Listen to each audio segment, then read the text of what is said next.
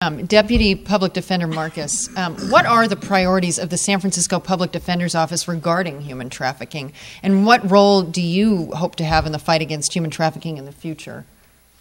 First of all, I really want to emphasize that Jeff Adachi very, very much wanted to be here today, and he did everything he possibly could to try and just get a couple hours off from being in this trial, but he wasn't allowed to. But he did ask me to definitely convey his regrets at not being able to be here, and hopefully there'll be something in the future where he can participate. And it was the classiest way I have ever. I mean, this guy is such a class act. I'll just put that out there, too. Very incredible. So he called me when he got sent out to trial last week and said, you know, I have a big favor to ask you, but of course you don't have to do it if you can't. And, you know, this is my boss. Right. But actually, I'm very happy to be here. I represent our office on the San Francisco Mayor's Task Force on Anti-Human Trafficking and have done a lot of work in this area. So Jeff and I consult on this area, and I feel like I can present our office's priorities. We very much believe in holistic representation. So we are a public defender's office, and we represent people who are charged with crimes who cannot afford to have a lawyer, but we also have many other programs within our office. So, for instance, we have social workers in both our juvenile and adult offices. We have, Jeff has established 2 programs in the community, one called Be Magic and one called Mo Magic. Be Magic is in the Bayview Hunters Point district of San Francisco. Mo Magic is in the Fillmore, that works with really young kids on the empowerment issues that everyone's brought up today. We have a big backpack giveaway every year so that kids are ready for school and have backpacks and books and things that they need in that respect. And we have an immigration attorney. I mean, we have a Children of Incarcerated Parents program for both ways, so that so if our clients are incarcerated and have children, they can maintain those relationships, as well as our clients in juvenile who have parents that are incarcerated. So it wouldn't be surprising that issues such as trafficking and all those other issues that impact our clients are extremely important to us. For instance, I work in our juvenile office. I've been in the office for 20 years, but I've worked in our juvenile office for the last 15 years. And in the last 10 years, I've been working with our foster youth. So any foster youth who are charged with crimes. And as I'm sure all of you know who work in this area, foster youth are particularly vulnerable for being victims and then hopefully survivors of human trafficking. And honestly, on almost a daily basis, I'm working with young people, primarily young women, and primarily young women of color. It's an issue I think we're going to talk about later, but that needs to be discussed. The class, race, gender, all the issues that really come into play in these complicated issues. But I mean, I was talking to a young woman yesterday who's trying to escape a trafficking situation. And I think maybe the reason why the Public Defender's Office was asked to be here and why we've taken such a major role in the work that's being done on trafficking in San Francisco is, and we talked about this a little bit, is we actually know our clients oftentimes better than anyone else. And you can detect the crime. I mean, a Absolutely. lot of, because it's not, they don't come to you and say, I'm a trafficking victim. They're charged with something or it's hiding underneath something else, and you have the most direct contact perhaps of any agency. That is correct, and we are the ones actually on the ground. Yeah. So the policy work is obviously incredibly important, but I think when I'm in these kinds of meetings, people appreciate that I can give a very practical take on things. I mean, Savannah was amazing today. I thought you were incredibly inspiring. But, we can all be incredibly well-meaning and really trying to do the right thing and try and do the work here. But if we're not actually listening to the people who are the victims and who are the survivors, we're not gonna actually do what we're intending to do. And public defenders, we spend hours and hours and hours in jails, honestly, just talking to people and listening to people. And I mean, I've worked with Ronnie on cases that she's prosecuted where my clients were victims on a very serious sexual assault case. But in general, they are actually more likely to disclose to us Yep. these kind of issues than they might be to anybody else, except for a community provider who they're also working with. And in our office, we even have a specialized girls social worker. So in our juvenile office, we have very gender-specific services and things that try and catch these issues. And you would probably be surprised how often they really, really want somebody to talk to. And because we represent people often for 6, 8 years in juvenile court, I mean, that's very common that I'll know someone from the time they're 12 till they're 20. Wow. We're the kind of people who they feel they can come to. And we do have attorney-client privilege, right? So they could say something to us that they might not want to say to somebody who is a mandated reporter. And and if you're talking about that sort of breadth of experience with them, you may be, if not the only one of the only steady adult presence in their life. Oftentimes, and Yeah. I will spend, I will talk to young people sometimes for, over 100 hours when you put it all together. Just, it might be a half an hour every week about the real struggles they are facing. I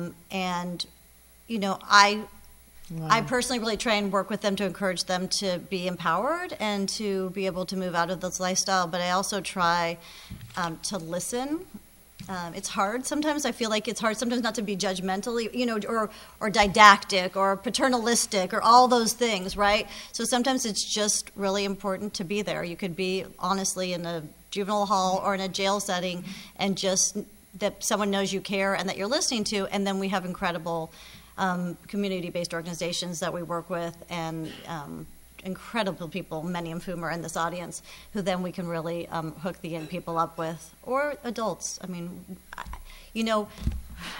18 to 22, transitional age youth may technically be adults, but they are kids. And especially when you've been a survivor That's right. of trauma. Their emotional Yes. maturity may be at it. Right. And when you're a survivor of trauma, it's really, really, you're still dealing with a lot of that trauma that you've oftentimes happened in childhood. And so we have to be just as compassionate to the 13-year-old as that 13-year-old when they're 20 or when they're 40 or, whatever that time period is, because sometimes it is a long, long process. And you have to have a harm reduction model because I'm just telling you the truth. People are going to come in and out of the lifestyle. That's the truth. That's right. It's not, people are going to AWOL. People are going to go back. And why is that? Because this is a very, very, very complicated issue. And although we really try and do trauma-informed work, I don't think any of us could sit up here and say, wow, well, if someone just came to me and said, you can have a job and you can have a place to live and, that kind of things, all of a sudden that everything that you've been through disappears. Yeah. When I have young women telling me about, their grandfathers raping them from the time they were, 6 to 10 years old, I had this one young woman who wrote an incredible poem called Maya Angelou, Where Are You? Many of you know that Maya Angelou was a survivor of child molest within her family and became, a real advocate as a poet herself. And this young woman wrote this poem to me and the judge about that. But I'm going to be honest with you, she's out on the street right now. We've done a lot of work, and I still am in touch with her. She's now 20, and, but it comes in and out of it. It's so, her mother was involved in the life. Her grandfather was, her grandmother's boyfriend was prosecuted for pimping her out. That sexual assault, it's just, you just can't be judgmental, and you can't give up, and you can't feel like, oh, well, today this happened, so a year from now something else might happen. I think that staying in this and really listening, I don't know, Savannah looked like she might have given me a yes there, so I feel good that yeah, okay. 100% Okay. Yeah, Yeah. so I kind of feel like a little bit, because I am on the ground, I mean, I am in Big the jail every time. day, that I can speak a little bit for what people are saying. And I would ask everyone to be patient and to never give up on doing this work and to do it, as you're saying, in a collaborative way. Because, we were talking, sometimes it is the public defender's office that brings the people to the FBI who want to do, or I am a big believer in no quid pro quo. I do want to say that, though. There's a lot of law enforcement here. I think it's incredibly important that there's no demands on victims or survivors, that you're not providing services, because you want a prosecution. So I'm not saying the prosecution's not important. I was going to say, I mean, you're not saying that prosecution's as much of a priority as anything else, no? Not for the victims. You. Well, no, it's not me. It's not me. Not for the victims. So that's what I'm just asking you to remember. But overall, everyone, I'm not saying it's not important, but what I'm saying is this is a group of people that feels, and very rightfully so, I would feel the same way, that everything in life has been about somebody wanting something from them.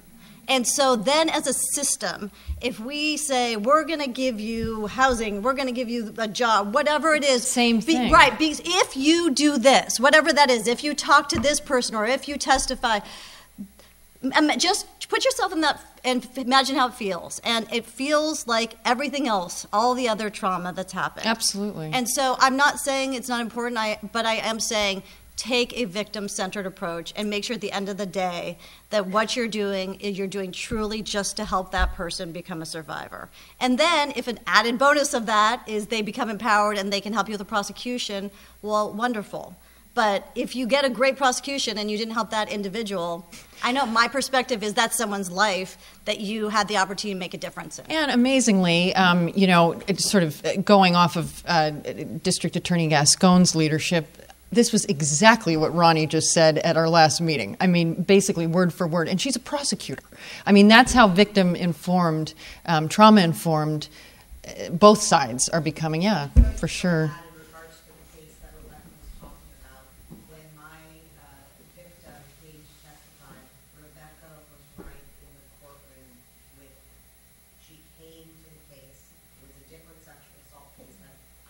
I'm so confused. I mean, I'm joking, but I mean, it's just it's amazing. He asked me to be there. His mother and grandmother were a witness in the case.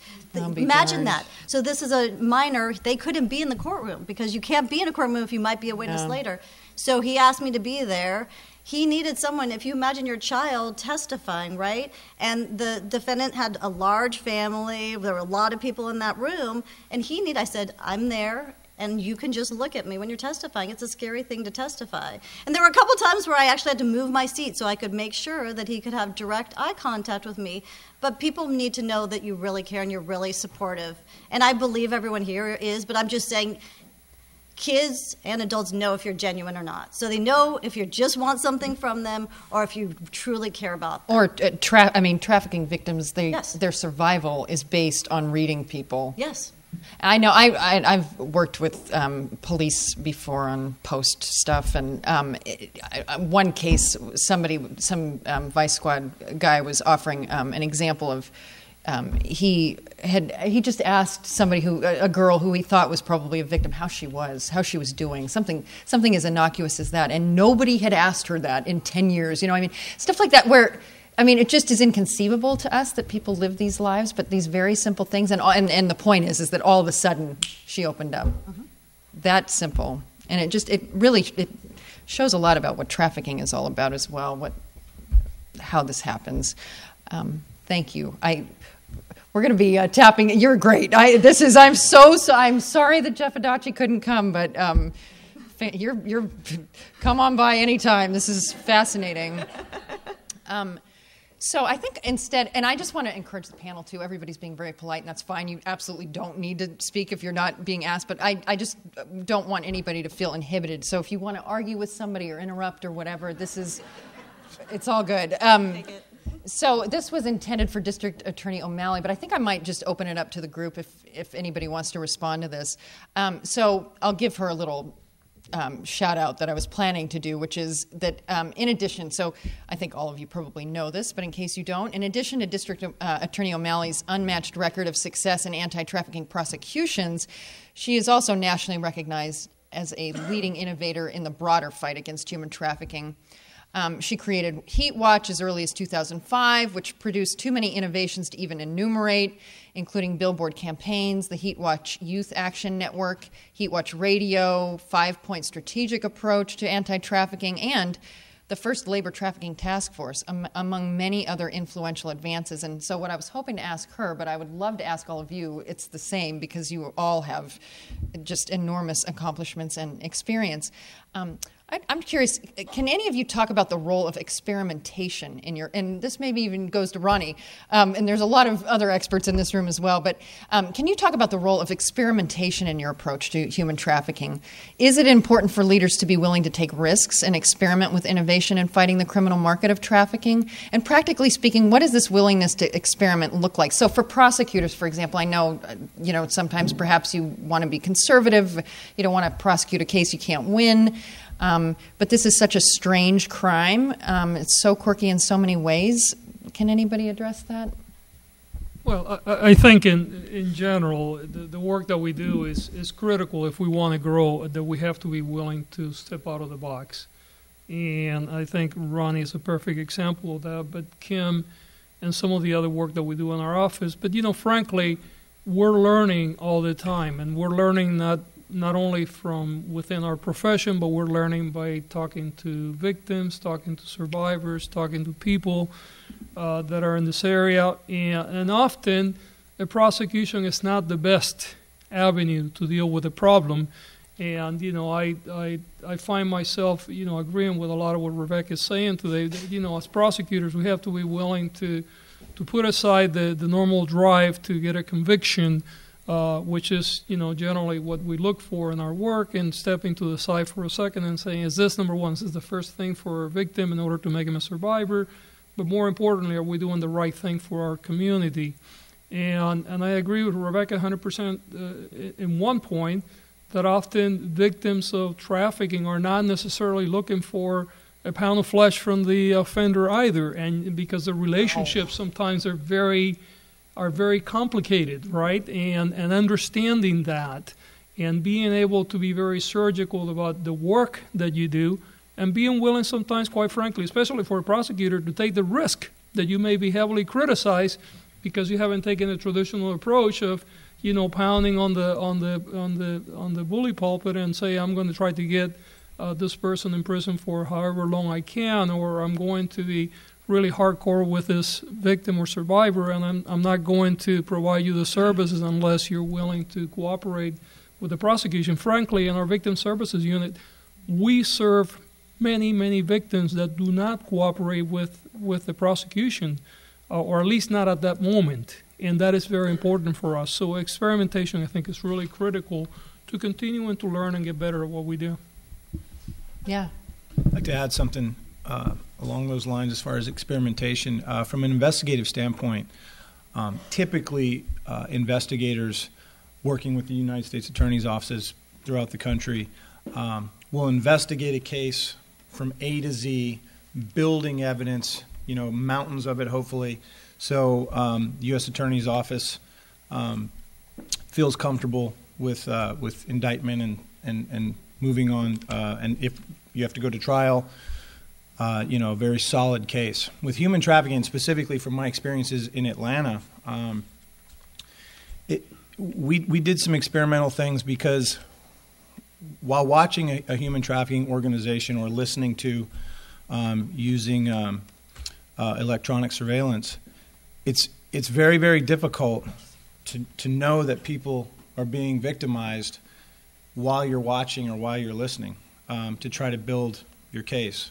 So what we did in Atlanta, and it was difficult because there's a lot of negotiation going on with the U.S. Attorney's Office, and our agents are sometimes programmed to just build the case and build and build and build.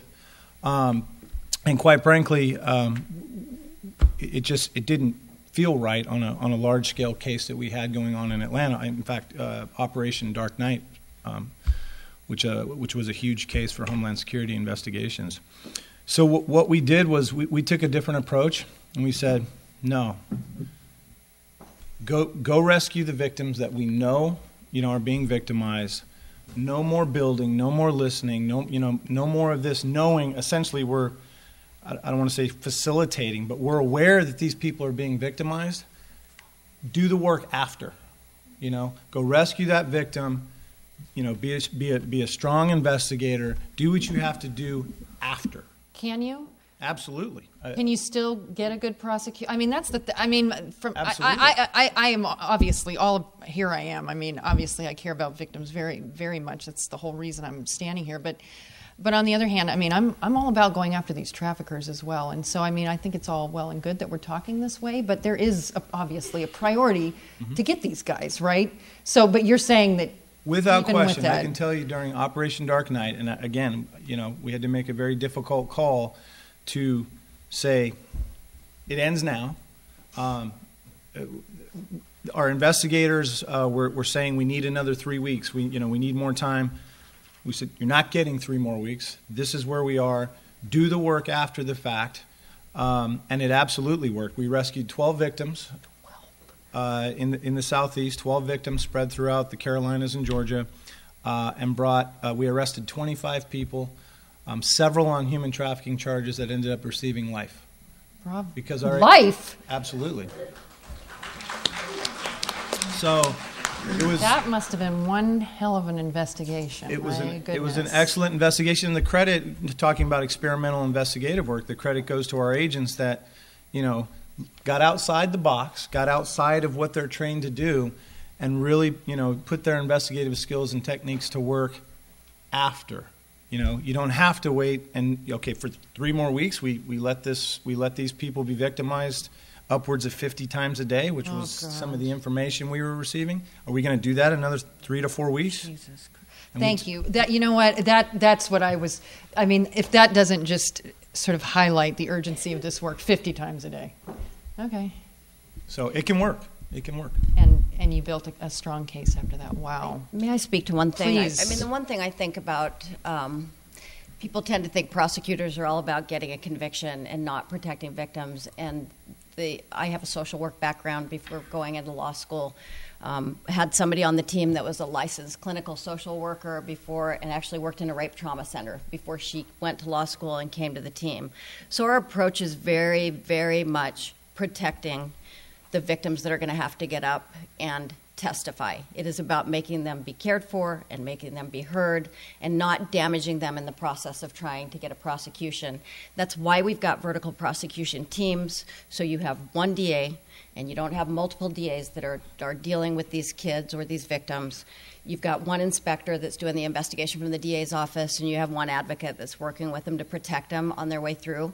And if you all know my boss, I'm telling you right now, she's not going to let anybody on the HEAT team or the sexual assault team or any kind of labor trafficking team that is not going to have that kind of an attitude to help protect them and keep them safe, while we also try to deal with the people that are exploiting them. And another thing I wanted to mention, just in terms of experimentation, and one of the things that we've done in our county, we've got our Safety Net program, which is a multidisciplinary program that involves public defenders that meet every week, and the district attorney who's assigned to that particular unit, probation officers, service providers, including advocacy centers, BAWAR, that get together once a week and talk about the CSEC girls in our girls' court, or also we deal with it if there are boys that have this happening, to try to make it better for them and find the way to help them make their way so they can become survivors. I sat in girls' court where they deal with the kids that are part of the Safety Net program, and I watched Judge Smiley talk to a young girl who'd been in and out, and she knew if she violated the GPS requirements, because they had an ankle bracelet on her to try to keep her safe, that she was going into custody. And she had done everything right. 4 A's, 1 B on her report card. She was complying with the curfew. She was so proud of herself as the judge praised her. And that's the kind of thing that a lot of offices won't do, but the experimentation that we've taken. And we're starting to see the successes of it. So they are protected. And as I say, victims, when we see them, that's where they are. But our goal is to help them become survivors. Savannah's like the poster person for that, because it's just amazing when you see someone who's made it from a background that was very difficult to where she is, and that's what we're hoping for, is to get everybody there.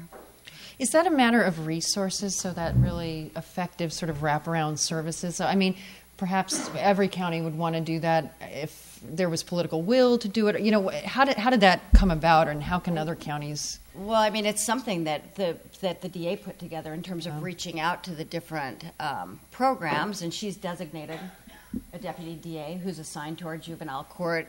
The public defender was willing to bring forward one of the public defenders to work in that particular area. That particular lawyer is assigned to juvenile court as well. So a visionary leader, she saw what was needed and she lobbied everybody else to put it in place. Absolutely, and to try to make a change for these kids in this particular area. And it works. I just wanted to add something. Of course. Because the federal government, certainly the Department of Labor, is probably not thought of as a very innovative, bureaucracy. But one of the things that came out, and I mentioned our Empleo program, and this happened because the regional administrator for Wage and Hour, who's based in San Francisco, had someone on his staff who had been working in the community, looking at different cases, and she thought, wow, we need to do a lot of education. I have this idea. Can we figure out how to educate low-wage workers? Because that's when you start talking to people, you just don't know what you're going to uncover. So she put together not only groups that work with like immigrant advocates, like in Los Angeles is where it started, like Churla, the churches, San Bernardino Diocese, for the Mexican Consulate, EEOC, state agent, like the state commissioner for labor. All these folks came together so that if someone, and created a hotline to say if someone says that they are being abused in the workplace or something like that, how do we get information to that person so that they can make one phone call, not like make 10 phone calls, because if you're working, you don't have time to hold for a while. You just need somebody to help you. And the idea was that if you made one phone call and it wasn't a labor problem, but maybe it was EEOC, they wouldn't say you have to call EEOC. They would say, hang on a second. They would get you somebody who would talk to you right away. And so this program has grown, but it started because it was someone's idea. The regional administrator saw merit in it and thought, this is a little unorthodox, but let's see where it goes. 10 years later, it's collected about $15 million for low-wage workers. So those are the kinds of things where you think, wow, whose idea was this? And it was somebody who saw the need in the community and thought, let's see where it goes. And it's growing, so great. It's a good thing. This next question is sort of both to the U.S. Attorney and to SAC Bennett. This is so quirky, but there are lessons to be learned. So the prosecutors are speaking in a lot of the same language as a public defender, and all the rules are out the window. We know that human trafficking poses peculiar challenges and requires nuanced and sometimes unconventional approaches to enforcement, clearly. There is an understanding that, among other tools, we rely on a see something, say something strategy, which is akin to our strategic approach in identifying terror crimes, for example. And I was just curious, are there any lessons from the successes or even challenges in other criminal contexts that may be applied to the unique crime of human trafficking, in your opinion? Sure, I can take some of that. Yeah, we are constantly faced with, especially in some of the immigrant communities, cultures that are very distrustful of law enforcement. So how do we bridge that gap? We want to make sure that these people are protected and out of harm's way, and we are, through our investigations, the NGOs become a very important part to us. There is a distrust for in their home countries for cops. So we can't go in there and say, hey, we're going to try and make this better. There needs to be a soft landing. The NGOs are that soft landing, and they become that connection and that bridge to get that person safe and get them out of harm's way while still having that communication to law enforcement. So having, especially in cultures that are unique or we don't see a lot, Oceania cultures or Pacific Islanders, very close-knit communities. I don't have a lot of Samoan agents. However, that may be something that we need in people who are being trafficked from that part of the world. We need somebody that can speak to that culture that we don't have. So that is something that we rely on the NGOs heavily to do. 1,000%. I mean, in the EEOC, the human trafficking cases that we've had have come from exactly those sources: churches, cultural, or like sort of the closed cultural groups, community organizations, and they've come to us with tips. But the question then becomes, how do you even penetrate, how do you get relationships with those NGOs or those sort of closed cult? I mean, well. It is trust, and sometimes it is that one agent or that one prosecutor that takes that extra step that really cares about whether Yep. this victim is out of harm's way. And I know Ryan's had too, that agents that will go to some of the foster homes just to check on, hey, that kid is okay, is safe, because we all have families, and so every once in a while these bother us, and we have these people that will show up at a foster home just to check on the kid and maybe take them to have a McDonald's, just little things like that Could change their life, actually. Huge, Those huge little ways. things, yeah. Ryan, you want to take some? Yeah, just, I mean, I completely agree with Jack with respect to trying to make sure we're building the trust with our most vulnerable populations, those who are subject to immigration concerns, right, our foster youth. These are areas that are so critical, and to make sure that we are building the trust. And law enforcement, you can talk about the district attorneys and the police officers and the agents, the federal agents, the state agents.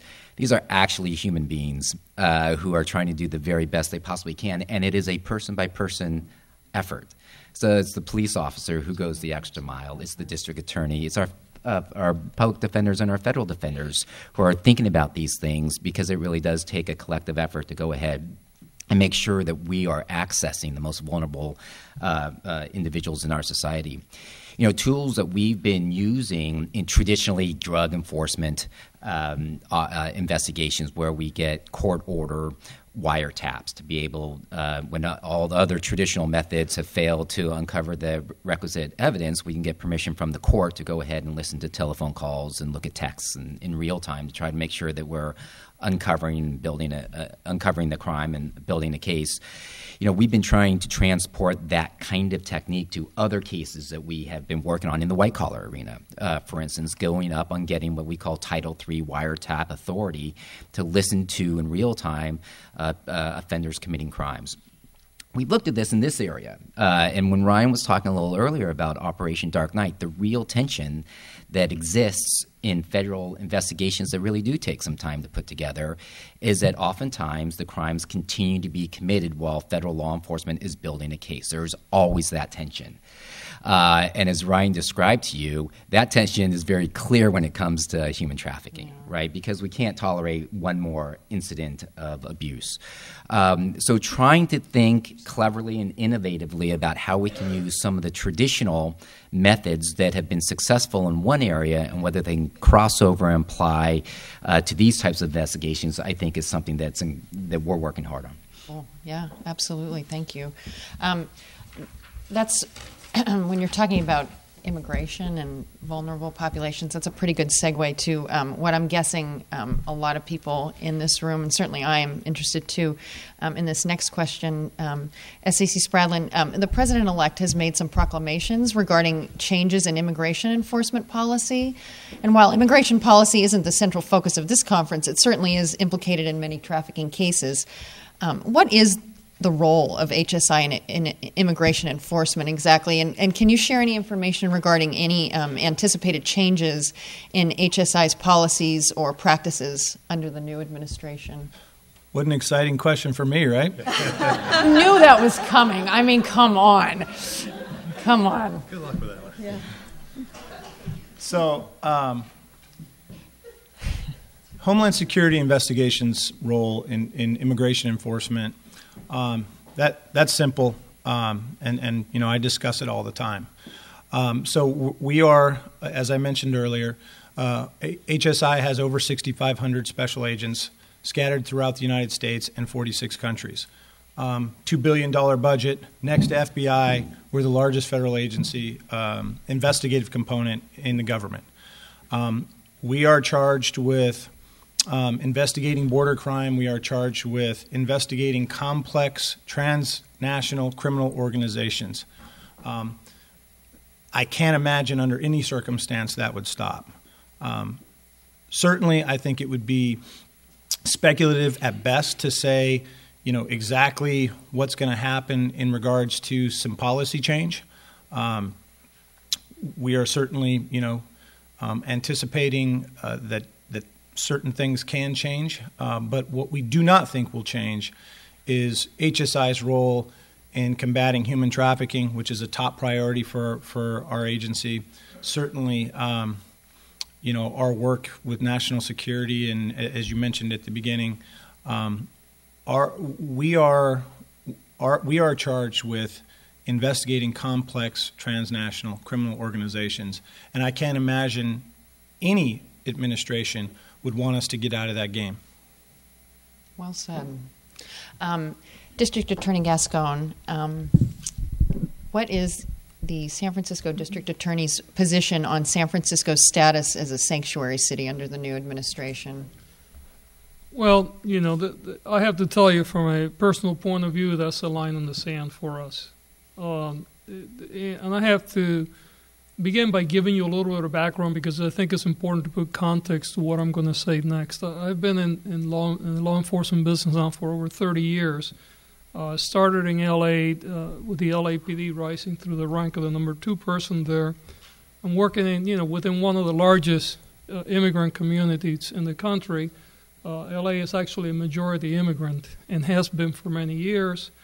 And I saw firsthand the impact of good relationships and bad relationships with law enforcement and how that impacts crime in the community.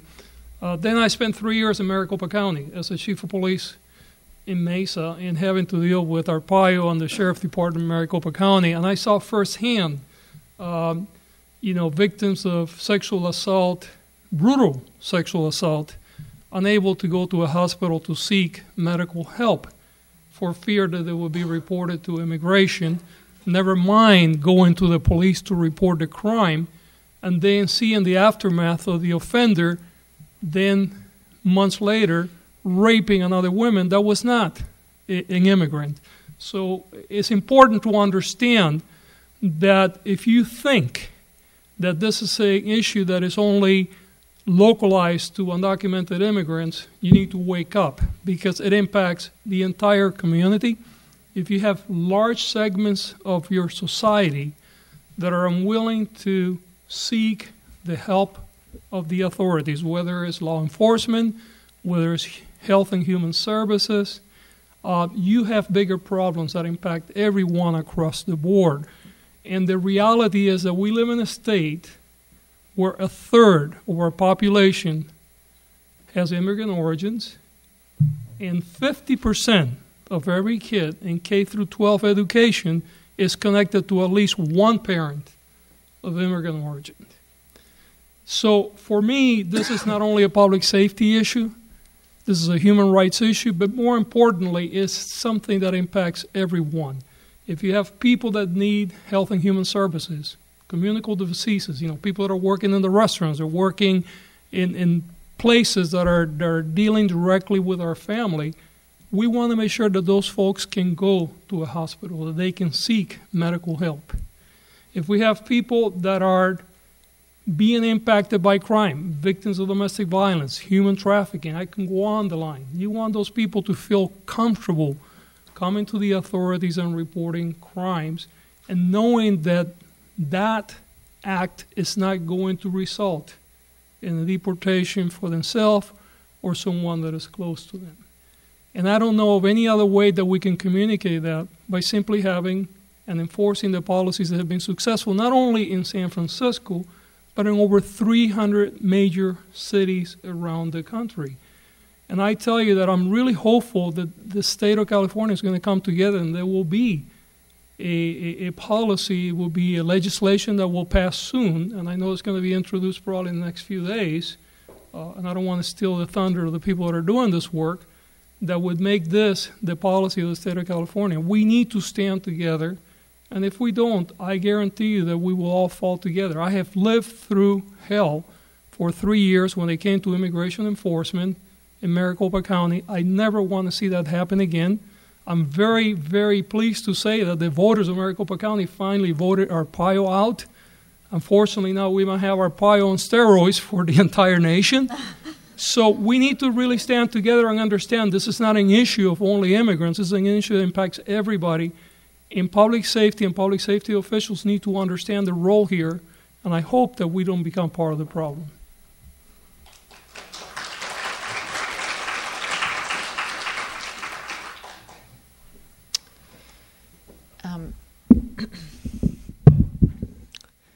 I want to talk, shift gears a little bit, but maybe not actually in terms of witnesses in gangs and organized crime and their role in human trafficking. And anybody who knows anything about human trafficking knows how big their role is on all this and growing bigger all the time. And in 2014, California Attorney General Kamala Harris issued a report on the fight against transnational organized crime entitled Gangs Beyond Borders, finding, among other things, that virtually all types of transnational criminal organizations in California participate in human trafficking in one form or another. And I wanted to ask you, SAC Spradlin, what is the current connection between gangs or other forms of organized crime and human trafficking? Are there any specific examples in the Bay Area that you can highlight, and what is your strategy to deal with the organized nature of these criminal networks? Yeah, it's a great question, and the answer is simple. What ties the two is money. Simple as that. So I came to San Francisco from Atlanta in September of 2015. In November, so we swiftly made some operational decisions to combine a very robust gang enforcement team in San Francisco with our human trafficking operators. So we essentially built a super group here, which then, of course, in collaboration with SFPD and FBI and San Mateo and Oakland and many of our state and local counterparts, we are essentially a large operating task force because we absolutely see the connection. We know it exists, and simply put, very much like I mentioned earlier with narco trafficking, the gangs have figured out that it's a steady flow of income. Unlike a narcotic that gets consumed and then you have to get more, sadly, victims continue to be victimized, and until something god awful happens, where perhaps these victims lose their life. It continues and it continues and it continues. We've seen in some of our investigations, victims that started when they were 13, 14 years old, and by the time light is shed on the situation, they're in their mid to late 20s and sometimes 30s. So they've been involved with it and being victimized for a decade or more, and that in itself is a tragedy. A local example. In Oakland, just here in October of 2016, a member of a gang, a documented gang member from what's called the Border Brothers gang, received a 12-year sentence, is prosecuted by Mr. Stretch's office for essentially holding against her will a 16-year-old female and forcing her into prostitution. For over a month, she was drugged, she was beaten, and she was forced into prostitution. 16-year-old girl. So there's definitely a connection, and we see the connection, clearly as money, as monetary gain. We hear a lot that it's growing. Do you see that from your perspective? I certainly do. Really? I certainly do. Hence, combining so many of our assets, to really try to attack it as best we can. Speaking of strategy, SAC Bennett, can you comment on the current role of intelligence in developing human trafficking cases? Sure. For the FBI, and I think the federal government as a whole, I'm sorry. I'm getting the hand. So for the FBI and the federal government as a whole, we've had a significant pivot on intelligence and what that does to drive our investigations. Nothing that we do doesn't have that element in there. As a matter of fact, my intelligence analysts and my agents sit down on a daily basis and make sure everybody is communicating the important facts of what they're seeing. So for human trafficking, we scrub all the time, and this is the job of the analysts, maybe a counterterrorism case that has some elements where we've been able to go into a house on a search warrant for counterterrorism possibilities, and we find domestic servitude, and we find and then we start connecting those pieces up, saying, hey, wait a minute, this person was brought over from the Middle East, and passport was taken.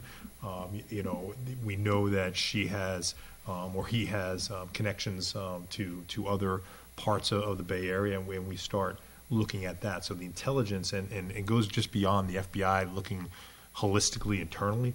This is really law enforcement in the 22nd century now, where we are constantly communicating with HSI and San Francisco Police Department and making sure everybody has bits and pieces of information, that we start putting it on the table and start painting that picture, because that we are better when we have the sum of everybody's information. It really becomes crowdsourcing of information, where that becomes very, very valuable, and it really helps us set our table every year. The question before was, hey, is there going to be changes in our policy and our posture of what we work?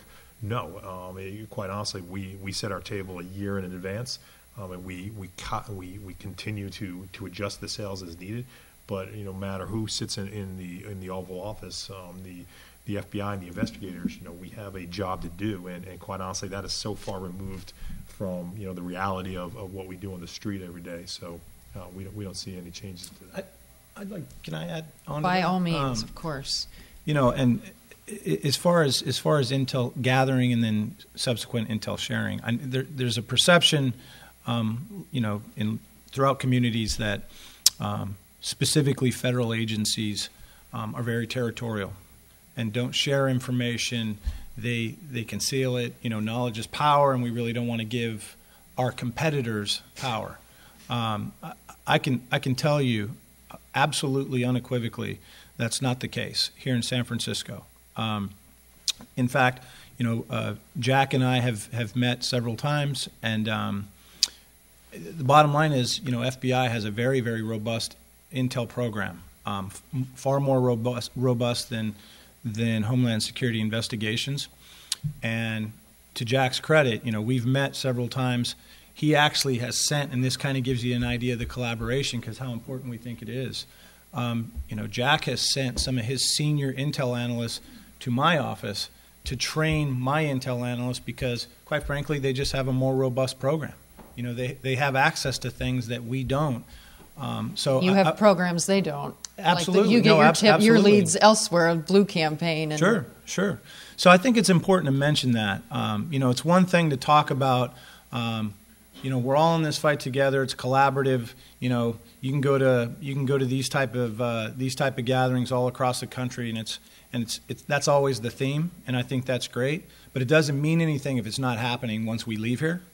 And I can tell you, HSI, FBI, labor, our friends throughout the state, our state and local partners, we absolutely do, because we know without each other we lose. I want to ask, you mentioned the bench, U.S. Attorney Stretch, and I kind of have the same question about juries as well, but certainly the bench. How sophisticated is the federal bench's current command of human trafficking issues? It's and developing. I know you have to. You can't say they're idiots, obviously, but you know what I'm saying. Our bench, it's not their fault. They're. So the judges on the federal side are very, very accomplished, talented, smart individuals. Perfect. Next question. But each subject matter, they're educated as we bring the cases, right? And so we're fortunate that here in the Northern District of California, so many of the judges have been on the state court bench for a number of years and have a better understanding of how these cases are put together, a better understanding of how the victims are treated in the system and their expectations for a victim's performance on the stand, for instance, is critical in understanding that. So I would say with respect to human trafficking cases, it really is evolving, and I do think that our judges are very agile. But it's a matter of bringing more and more cases, putting this in front of them. One of the things we have done in our office a few years back, and something that the district attorney's offices have been doing for a long time, is we centralized our work in this area and named a human trafficking coordinator for our office a couple of years ago, and we just we just changed that. Amy Rooney had been doing that for our office for a number of years. She did a fabulous job. And just taking over for her and is with us today is Hallie Hoffman. And Hallie, you can just wave for a second so people know. What we do with Hallie is the cases that all come in, whether we're in San Jose, whether we're in Oakland, whether it's in San Francisco, Hallie has insight as to what's going on. And why that's important is that we can continue to give the same message to the court and educate them consistently, whether it's in San Jose, whether it's in Oakland, and whether it's in San Francisco. And also centralizing, our work in the human trafficking area, as I had mentioned a little earlier, which is all toward trying to educate our bench and, again, bring more cases on the federal side, is being able to go ahead and liaison. And many of you in this room already know Anne-Marie Conroy from our office. But Anne-Marie is the glue for the federal government in making sure that our communication is steady and that we're aware of all the good work going on in the district. So our ability to go ahead, centralize that, become better experts subject matter-wise in our office, then we've got a better chance of presenting that to the court. And that's well underway. What about juries? Are juries, that's part of, in my opinion anyway, that's sort of one of the things that I think is important about our organization, just about public awareness generally. Of course, we want to identify the crime. We want to influence policy that's helpful for victims. But in addition, again, I'm just like you say, there's many ramifications of having successful prosecutions, and it's really important. And one of the things that I hope that we can do is educate juries as well, so that we can get juries that will convict. Does anybody, whether it's Ronnie or anybody around here, what is the state of juries in terms of their understanding of the nuances of this? Any thoughts on that? One thing I would say is the more you educate the public about this particular issue, obviously those are your jurors that are coming in. Yeah, exactly. And you do face an uphill battle in educating jurors as you're selecting them on what the issue is. And the fact that the people that are going to get up on the stand and testify are victims. I tried a homicide case where a sex worker was strangled after being sodomized and raped. And I cannot tell you, this was in 2010 when I tried that case, and there were people in the panel when you talked about a sex worker being sexually assaulted that didn't think that can happen because it's a hazard of the profession. They don't see them as victims.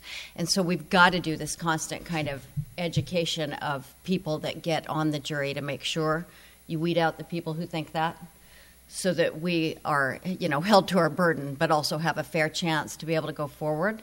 I was going to say, too, just to help Brian out here, it's not just the federal bench that necessarily needs educating in this area. We do have judges in our county that are all very smart and, accomplished people that need some educating, and we're kind of excited. I've been running the trafficking team for about a month now, because Jennifer Madden is currently going to take the bench soon. So we're hoping that with her help, she was the head of our HEAT team, she's going to be able to help educate her colleagues on the bench in Alameda County after having done the job that I've just taken over, in addition to the sexual assault duties. So, but it's something where you have to educate everyone, because if you look back in time about how people look at this particular issue, we've really come a long way to thinking that, you want to be out there. We did a Stop Demand event on Friday, and I was speaking in Oakland, first Friday that evening in the community, and some guy, after I talked about children being trafficked, said, well, not all those guys out there, not all those kids are being trafficked. Some of them, aren't being trafficked. It's like they're children. They can't consent to this. You better believe they're all being trafficked. They're all victims. Guy was probably 35 years old, and that's the attitude he has. So we need to really get out, too, in the community and let our people that are going to end up on the juries know what this is all about. Decriminalization of prostitution for minors. In September, Governor Brown signed a bill, SB 1322, decriminalizing prostitution for minors.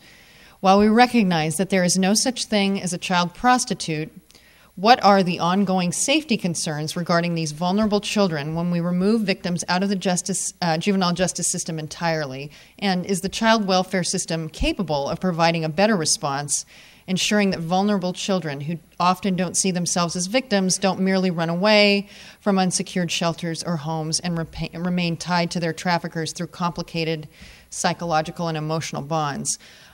Under SB 1322, what practical or other policy adjustments need to be made to ensure the safety of trafficking victims so they aren't essentially released right back into the arms of their traffickers?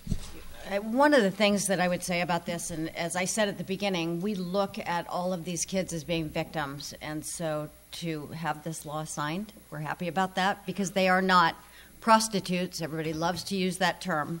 They are children that are not capable of consenting, whether it's an adult who just wants to have sex with them, not for money, or whether they're out there being trafficked, right? So we want to help them understand that they're not committing crimes, and that's why we were very much in support of this law. It is challenging because I do understand the desire to have them within the juvenile system so you can sort of hold them and keep them safe. We are in the process right now in Alameda County of trying to determine ways that we can find housing that would be secure housing for them that'll keep them protected as we kind of move forward with the cases. There are certain things you can do with safety holds for victims when officers come in contact with victims under the Welfare and Institutions Code section. Practically speaking, do you think that's going to be enough? Well, I'll tell you, we're going to be working on it, and actually Ms. O'Malley just had a meeting with all of us talking about where we're going to find housing for it. We've got Claire's House coming up. She talked about having a soft housing section that maybe is in juvenile but not a lockdown section, trying to get some innovative ideas about how we find these places that we can put these kids to keep them safe. Otherwise, you send a message to them, if you're a criminal, let's put you in juvenile and lock you up. Okay, I got you. But there's also the aspect that they think they're in love with their trafficker. Their trafficker is the only person who's ever, I mean, they may beat them and rape them, but it's the only person who's ever given a damn about them in their life. And so they are tied to them. And then what? Well, I mean, we deal with that issue even on child sexual assault cases, too. They Yeah. feel like the person who is mistreating them or abusing them, they love them. Whether it's a stepfather or they think they're in love with the stepfather, it's their biological father, depending on the case, those are issues that we have to deal with to make them understand that that isn't the kind of love that's the appropriate love, and to try to help them get through and get the help they need to get past it. But that's something that has existed with child sexual assault, in addition to the human trafficking of kids. We deal with it every day with our cases. Yeah. Can I just weigh in briefly? I just want to be realistic also, because, you know, for many years we had these cases in juvenile delinquency court, and I think people have a misperception that somehow that solves everything. Yes, I guess technically you could lock them up for some period of time, but they're going to get out. I mean, you don't just... But Alameda County had a program where they'd have somebody like Pat Mims go in there and break the chain around the brain, so to speak. You know, there's other things that... I'm not arguing, but yeah. In San Francisco, Joanna Gendelman's here, and she's leading the work that the Human Services Agency is doing. But I think that the issue becomes the juvenile delinquency system, which is the criminal part of juvenile court, doesn't have any answers that the rest of us do, except for that technically. And I've worked in that system now for 15 years. But you can lock someone up in a juvenile hall for a period of time. But I'm telling you, nobody's going to lock someone up in a juvenile hall for years and years and years. That's not going to happen. And even if you do, they are still going to get out. So why do we want to use incarceration as the tool for rehabilitation? I think that's the key issue. There are two systems within the juvenile justice system. Mm-hmm. One is specifically in all elements the dependency set up for young people who are survivors of abuse, abandonment, or neglect. That's what that system works with. So why would you have a system that is the criminal part of the system, the delinquency system, work with victims or survivors of human trafficking? You're sending a real message to everyone that is, as a society, that's where we think these young people belong. And obviously, I think we all agree, and luckily, with a lot of great advocacy, the state now agrees. But there are two systems, and one of them is designed to work exactly on these issues. And in San Francisco, our Human Services Agency has taken the lead and really has a protocol among all the partners in the system, law enforcement, the district attorney's office, our office, all the community-based organizations, to provide the same services, and in fact, richer services than we would have have been able to provide in a criminal system. So the only difference is that threat of being able to put you in a juvenile hall. There's no differences. The same programs. You could still send young people out of state if you need to. I mean, you have every avenue available except for that locking up. And I think the locking people up definitely sends a message about how you feel about them and what they're doing. I just want to add one other thing, too. And you know, when you incarcerate someone, generally there's a degradation for that person, and there's not an improvement. And when you have juveniles and they're victims, and you put them into a lockup facility where they're going to be socializing with other kids that are committing serious crimes, what you're doing is not only are you treating a victim as a criminal, but, you know, quite frankly, you're damaging this person further down the line, and you're increasing the likelihood that they will not be successful in the future. So we need to understand that locking somebody up in the hopes that we're going to punish them into making it right, that usually doesn't work, and we have to be very thoughtful about when we use that tool. Switching to another equally hot topic, demand. So I'll just put this out again to the group. This is towards. I was going to ask it to the FBI, to SAC Bennett, and to District Attorney Gascon, but I'll just put it to the group. What is your respective current policy towards demand purchasers in these cases? Oh, here. Sorry, I got two. Here you go. You better say something really important. So the FBI, obviously, you know, we see the demand not only here in the streets of San Francisco. However, the demand also begins overseas as well, and you know, stopping the stem of traffickers grabbing those parts of immigrant communities and having that flow and that train that can easily cross the borders and come in. So, you know, working with our great partners in HSI and ICE, finding those bridges and destroying them and making sure that they don't have the ability that's one part of it. So as we get into these cases, I think years ago we never really focused on the demand part of that. We were focusing on the pimps. We were focusing on the people were forcing labor. Now, absolutely, there over the last few years, there's been a changing of attitudes that crush the demand on this and go after the money, go after the assets, and because the laws are there already. Make this painful for the people who are thinking to engage in this and use this service.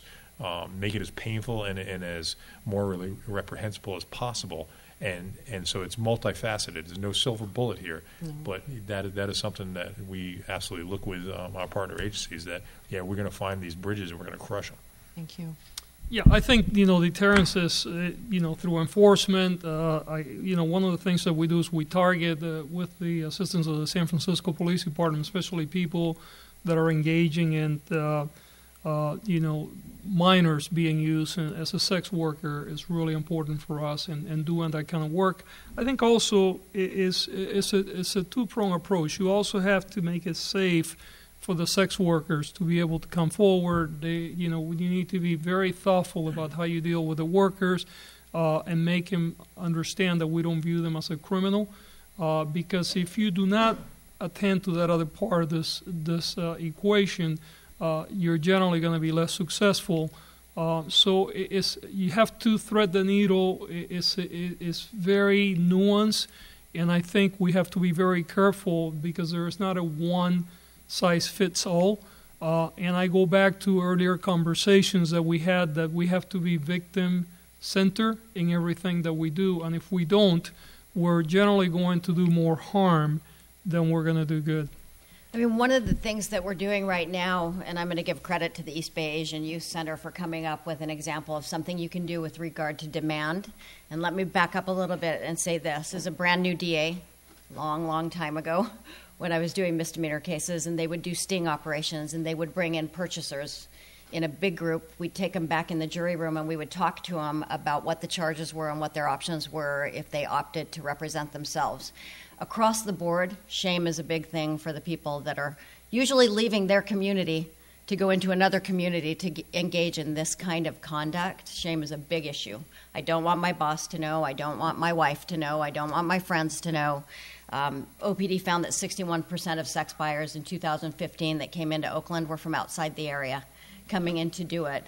So I'm going to give you this little site, reportjohn.org, which is so great. And what it is, it's the ability for somebody to take a photo of a license plate. They don't take photos of the victim in that particular case, but you take a photo of a license plate, you get the information, it goes to OPD, and OPD sends out a letter saying, we know you're in our community trying to buy sex from people on the street. Your car was seen at this location at this time. They give them a Dear John letter, so reportjohn.org. Part of that shaming kind of thing about, you know what, not only are we on to you as law enforcement, but the community's on to you because somebody let us know that you're out there trying to do these things. And so that's some of the stuff we're doing with demand, because if you can stop that demand, obviously, you can stop the problem that we have. If we can educate people on it. We're also, one of the things we did on Friday in terms of stop demand was to try to get out there and let the community know what this really is all about, to sort of raise empathy. And I'm going to give Regina Evans credit on that, but raising empathy for people that don't think about what they're doing when they go out there and end up paying for sex from some child and the impact that it has on that child, in hopes that maybe that will sort of encourage people also to stop engaging in this kind of conduct. Those are just some examples of things that we're doing. Thank you. I wanted to address this to Deputy Public Defender Marcus. It's sort of a mix of these two questions. So addressing the market nature of trafficking, in so many human trafficking cases, a lack of opportunity can be considered among the causal factors for both victim and perpetrator. In your opinion, what role does lack of equal opportunity play in the phenomenon of trafficking in the Bay Area, and what do you think this means in terms of prevention? And I know you were hoping to comment, and I really would love to hear what you have to comment about what's the relationship between race and trafficking in the Bay Area? So I know everyone knows this, so I'm not going to sit here and tell you if you give people opportunity, we won't have this problem, because that is the truth, right? If you give people jobs and safe housing and fair access to education and all of those kind of things, it's going to be a huge impact in any of the social problems that we have. But I was just going to, I brought some of the data. So the San Francisco Mayor's Task Force on Anti-Human Trafficking, Manoush Kendall is our leader, she's sitting right there, did a comprehensive report in 2016. And data collection is complicated in this area, so I will say that. I want to give you some numbers. It doesn't mean this is the total numbers, because we had to collect from many agencies, so there could be some duplication, but there's also a lot of people that don't get counted. But I think that this gives percentage-wise important race information, which is the task force data in 2016 for youth and TAY, transitional age youth survivors of human trafficking. 84 of the young people were African American, 19 were Latino or Latina, 15 were white, 2 were Asian or Pacific Islander, 8 were multi-ethnic, and 4 were other. They couldn't be identified by race.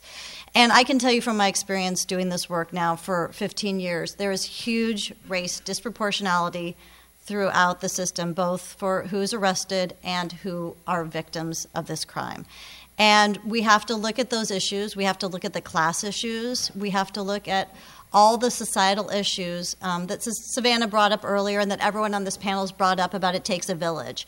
But if you don't heal the underlying problems that are the ills in the community, you aren't going to stop human trafficking. You're not going to stop domestic violence. You're not going to stop sexual assault. And we're really fooling ourselves if we think that somehow we can come in from this privileged place high above and find these solutions. You have to be dedicated every single day to making this city, this state, this country a place where there really is equal opportunity and access for everyone. And if you do that, you're going to have a much better chance of actually combating a problem like this. And I, just sort of rhetorically, I would say, what would our community response look like if it were white girls or boys being disproportionately targeted?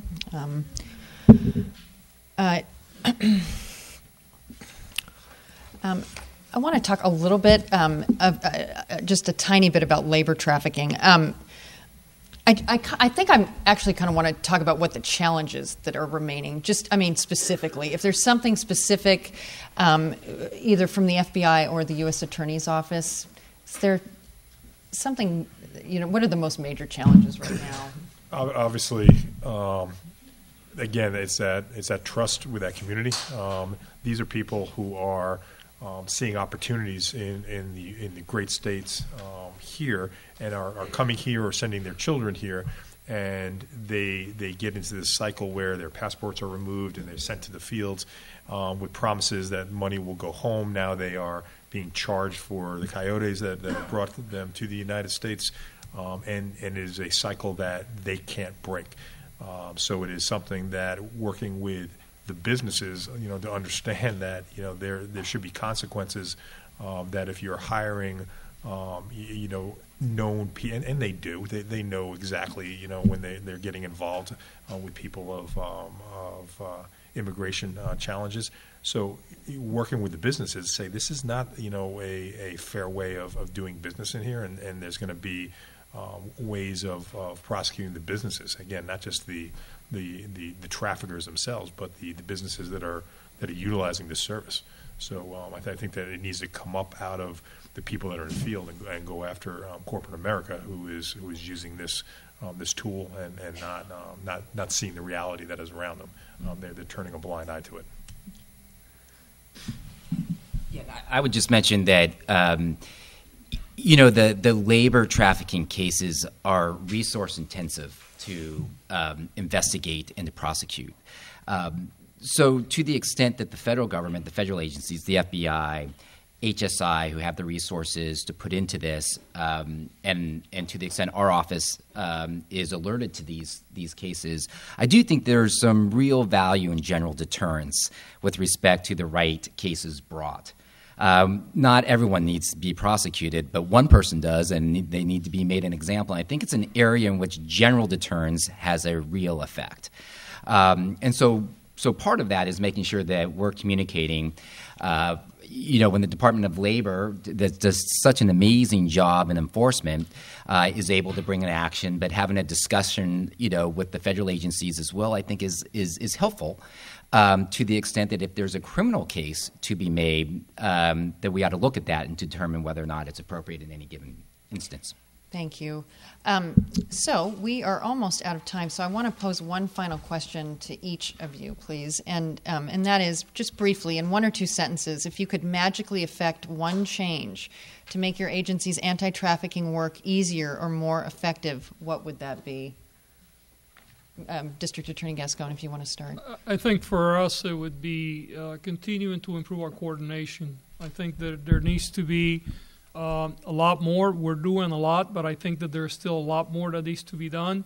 And I think that we need to continue to learn from one another, and we need to become, evidence-based in our work. I think there's still a lot of fiction in the work that we do in this area. And the more that we understand what works and the more that we are willing to experiment and to also bring researchers into the mix, I think that the more effective that we will all be. Thank you. Thank you. That's a great question. I think for the Department of Labor, it's also, funding for folks who are in the field. When 8 years ago, there were no community resource specialists for our wage and hour division, for instance. And those folks have been trained to go out in different communities and form partnerships. So critically, making sure that we're working with not only our sister agencies, but other agencies as well from the state, federal, and community level, because it is about trust. It's making sure that people, if you go and say, hi, with the government, I'm here to help, people are probably going to run. But if you are working with the churches and community-based organizations, that is a real partnership, then those people have gained the trust of those folks in the community, and we can work more collaboratively on that. I think also it would be great if people would when they see something, to report it. I mean, I think that you can't put a dollar amount on somebody who just gets involved. And also you get involved civically, because making sure that you're contacting your elected officials, because they are responsible for the appropriations of federal agencies. That's how we get our dollars for the programs that we have. So making sure that you understand that and making sure that you're active with. And I know that I will be reaching out to Senator Feinstein's office, and it's after the 20th of January, when I'm no longer part of the administration, to continue to voice my concern about this really critical issue. So making sure that we continue to be engaged as well. Thank you.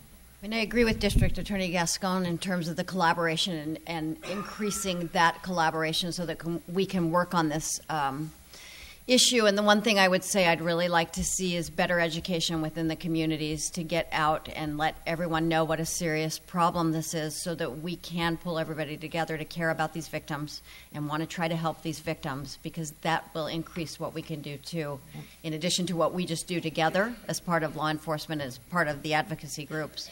I want to get our community more involved so that everyone would help us out and help us take care of these victims. Yeah, it's a great question. If I had a silver bullet where we could affect major change, I would want mandatory training for the entire hospitality industry. So if you're a new employee at a hotel, you receive a training. If you're a new employee in the travel industry, whether it be airlines, cruise ships, anything in the travel industry, mandatory training. All businesses, mandatory training. Everybody in this room, and when I have this discussion, people that just kind of maybe bury their head a little bit in the sand, when we talk about, the clothes you're wearing, the shoes you're wearing, the nail salon you might go to, your favorite restaurant, you don't know what's going on in the kitchen. Everywhere you go, just our normal day-to-day activities, somebody is being exploited. Somebody has been trafficked. And so the other piece, aside from the mandatory training, would also be, if I had a magic wish or a silver bullet, would be for the victims to truly understand and realize that we are in this to help them. It is victim-centered. There are programs in place, such as continued presence or T visas. There are things out there that we want to use to help the victims. Unfortunately, that's not a reality that, all the victims feel comfortable and all the victims feel like they can trust us. But again, if I had a magic bullet, the silver bullet to solve all this, it would be mandatory training and giving every victim the knowledge and awareness that we're here to help, and we have programs that can do just that. And I would certainly echo the coordination piece. As everyone knows, almost by definition, trafficking is not cabined in by jurisdictional issues or boundaries, right, from county to county, across judicial lines. So the continued coordination among law enforcement, I think, is critical to a successful approach. And then, of course, the continued coordination between law enforcement on the federal and state side and our NGOs, that we really are identifying the best way to build this trust with the victims that we encounter and to make sure that we're rescuing them. Yes, Brian, I think that, from the optic of doing this for a couple of decades now, this is a global problem, and until other countries realize that this is unacceptable, there are countries out there that there are no laws on the books to prevent this, and they're okay with it. So when these immigrants end up in the United States, they're just okay with it, and that's got to stop. There's got to be some serious conversations with countries that are the origins of this really nefarious crime, that they need to understand that this is not tolerated in 2016, 2020, 2030. This stops and this ends now. This is not how human beings are to be treated. So, if I had a wish in there, would be really to get, some of the leaders sitting at a table going, really, this is what is acceptable to you? Yeah. But we'll see. So maybe I'm going to end up bringing this full circle. I'm going to, I hope Savannah doesn't mind, but I'm actually going to remind you of something. I wrote it down because I thought it was so powerful. I'm going to remind you of something that she said when she was talking earlier, because I actually think it's the key to everything. She said This is a symptom of a traumatized world. And I wrote it down because I thought that was so insightful. So my wish, they said it could be a magic wish. So my wish is that actually we would really pay attention to that and think about that. And really, every day, all of us try and work to make it a world where there is equal access for everyone, where the race and class and gender and all those really very salient issues are thought about, and that we could come to a place by our hard work together where it would be a less traumatized and more just place, and that all of us would be out of business because we wouldn't have to have people feel so disenfranchised and vulnerable that they became part of this arena in the first place. So thank you all so much